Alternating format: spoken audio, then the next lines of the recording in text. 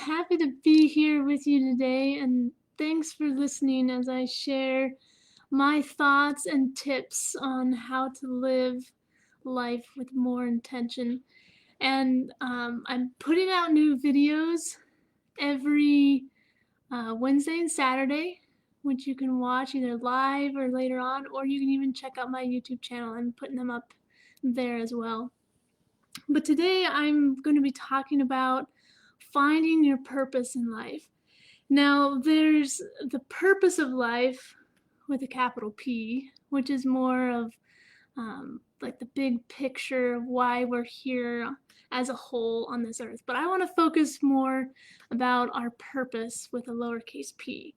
That individual meaning for each of us. What we're supposed to be doing while we're here on this earth with our life, and what essentially motivates us to wake up each morning. And thinking about our purpose can be overwhelming. I know it has been for me. And as I've thought about my purpose and tried to figure out what it is throughout the past, the reasons why it's overwhelming haven't always been the same. So sometimes I feel overwhelmed because I see others accomplishing amazing things and living life with such passion and energy, and I just feel inadequate and doubtful that I could ever have that same level of passion or live that level of a meaningful life as them. So have you ever felt that way? Like, just felt inadequate in your search for purpose? And maybe even, doubtful that you could ever live up to it, even if you were able to find out what your purpose was. Well, keep listening if you have. Other times I've been overwhelmed when I've thought about my search for purpose because I had a sense of what my purpose was, and I felt good about it and I wanted to pursue it, but at the same time it just seemed too small, and I wondered if it was really worth my effort because I didn't really feel like I was going to impact that many people, or I wasn't really impacting that many people, and I'd probably never get that much recognition anyway. So what did it really matter if I was, you know, smiling to people every day and making one person happy, or whatever it was that I was doing. So is that maybe you as well? Like, have you ever recognized that you do accomplish impactful things and meaningful things in your life, but maybe struggle to accept that as your purpose because it seems too small and maybe a little bit thankless? Well, if you've ever felt overwhelmed about what your purpose in life is, in either of those senses, or maybe even in a different sense, I want to share a brief story with you. So one day, a boy went exploring, and he came across a beach that he'd never been to before. And scattered all over the sand were a bunch of starfish. And quickly the boy realized that the tide was going out, and any starfish that were left on the sand would quickly dry up and die. So quietly the boy began picking up one starfish at a time, one by one, and throwing them back into the ocean.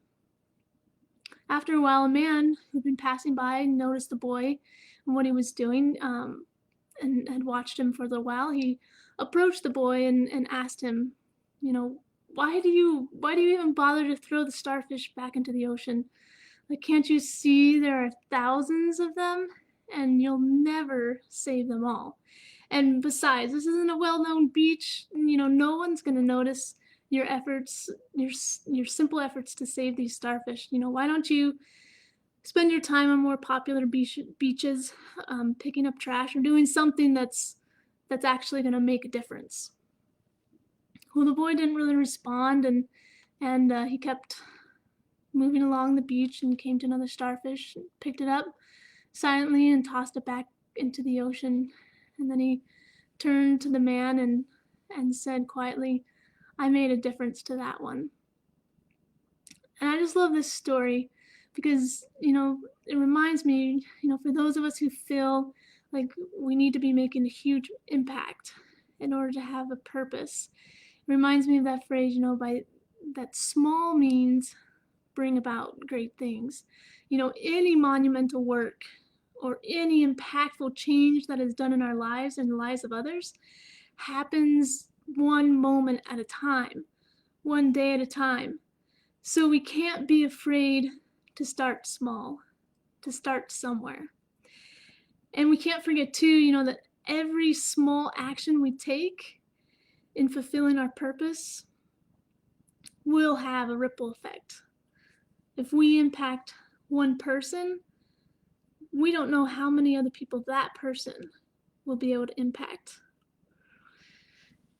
And then for those of us who feel inadequate in our purpose, I want you to think again about the phrase finding your purpose.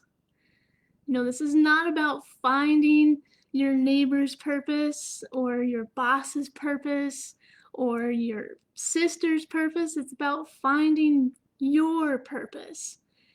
This is about you and something that only you were specifically created to do, not anyone else.